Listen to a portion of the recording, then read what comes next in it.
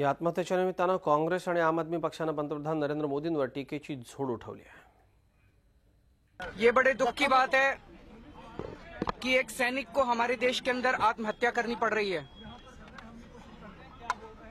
प्रधानमंत्री जी कहते हैं कि ओआरओपी लागू कर दिया। सैनिक आत्महत्या कर रहे हैं ये कहते हुए कि ओआरओपी लागू करो।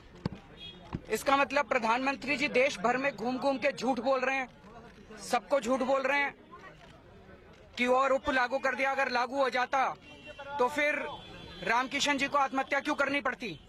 जिस तरह से सेना को के साथ केंद्र सरकार की भाजपा सरकार छलावा कर रही है। मेरे पूरे राजनीतिक जीवन में मैंने इस तरह की जो कार्रवाई सरकार की तरफ से हो रही है मैंने कभी नहीं देखी। राहुल गांधी को क्यों डिटेन किया गया?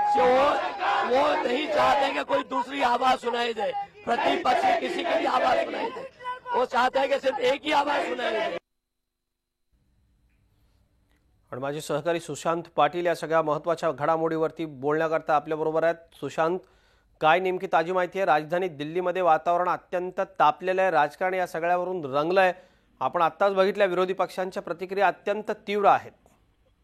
अजित, आज सकाळी वन रँक वन पेन्शनच्या मागणीसाठी 70 वर्षाचे हरियाणाचे माजी सैनिक रामकिशन गरेवाल यांनी आज आत्महत्या केली। मात्र या प्रकरणावरून एवढं तिकडचं वातावरण पेटत गेलं आहे आणि तापलेलं आहे की तिकडे राजकारण शमवण्याचा प्रयत्न होता। मात्र राजकारण एवढं वाढत गेलं की दिल्लीचे उपमुख्यमंत्री मनीष सिसोदिया आणि काँग्रेस उपाध्यक्ष राहुल गांधी तिथे राम मनोहर रुग्णालयात त्यांच्या मृत माजी सैनिकांच्या नातलगांना भेटण्यासाठी गेले। मात्र पोलिसांनी तिथे प्रदर्शन होऊ नये किंवा या सगळं वातावरण तापू नये यासाठी त्यांना रोखलं आणि ते निवारण्याचा प्रयत्न केला। मात्र तसं न होता ते अधिक त्याच्यामुळे तापण्यात आलं।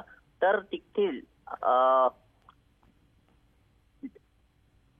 मंदिर मार्ग पोलीस ठाण्याने राहुल गांधी आणि मनीष सिसोदिया यांना ताब्यात घेण्यात आलं आणि पोलीस ठाण्यात घेऊन जाण्यात आलं। मात्र आताच माहिती आली की राहुल गांधी यांना तिथून सोडण्यात आलं आणि आता ते पोलीस ठाण्यातून बाहेर पडलेत।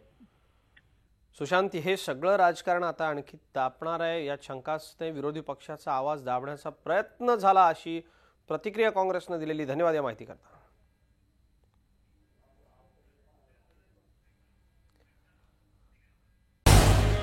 झी 24 तास रहा एक पाऊल पुढे।